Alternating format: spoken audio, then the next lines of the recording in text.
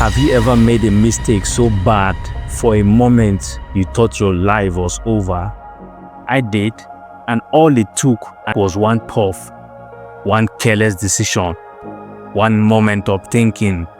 It was just a little fun, but fun quickly turned into regret and nearly cost me everything. It started like any other work day.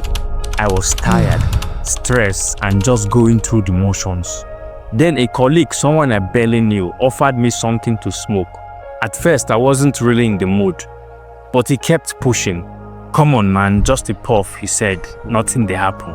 For a while, I hesitated, but then I thought, why not? I had smoked before and nothing crazy ever happened. But that was my first mistake, thinking I had everything under control.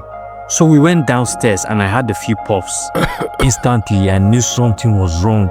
My head spun, my heart pounded, and my body felt like it was shutting down. A wave of panic rushed over me. "Guy, what do you give me?" I asked, my voice shaky. "Relax," he laughed. "It's loud, bro," he said casual. But this wasn't just any loud. This was something stronger. Something my body wasn't built for. I tried to play it cool, but inside me I was drowning. My legs felt like jelly, my thoughts scattered, disjointed. I could barely sense where I was or what was happening. Somehow I managed to drag myself back upstairs, but every step felt like I was walking on waters. Then it got worse. For the next 40 minutes I lost touch with reality. Faces of dead people flashed before me, like ghosts standing right in front of me. My breathing became heavy. Fear gripped my chest. "Oh, Stan, now so your own take finish? This guy don't give you colos." "Oh," I thought to myself. And then a dark thought crept in. Maybe I should just let go. Maybe I should just end it all.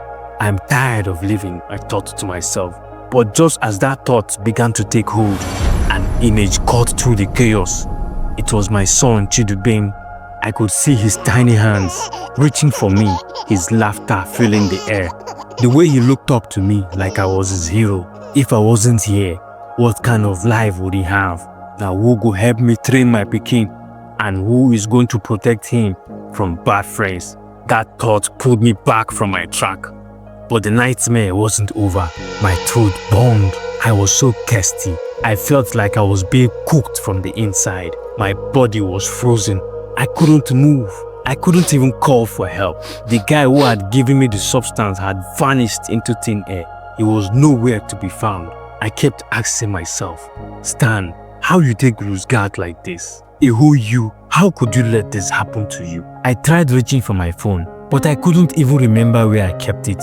I tried to stay away from the mirror because I was terrified of what I might see. My mind was playing tricks on me, and I had no control over it. Then I forced myself to stand up.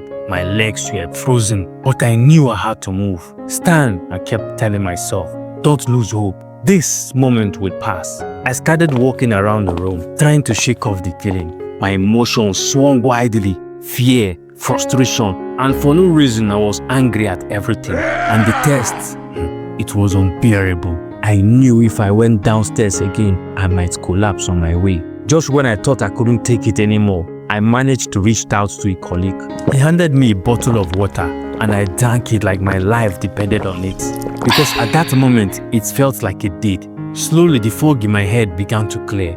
My heartbeat settled. The worst had happened, but the lesson learned remains forever. That day changed something in me. It made me realize how fragile we are and how one careless decision can lead into something dangerous.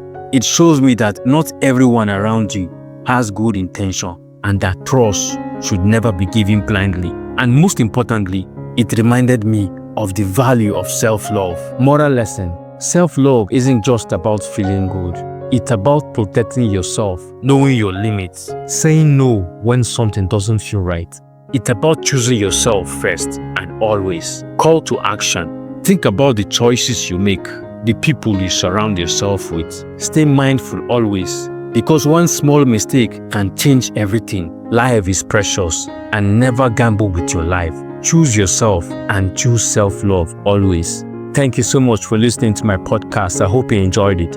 My name is Stanley Chooks, aka Advance, aka Pink, the Fine Boy.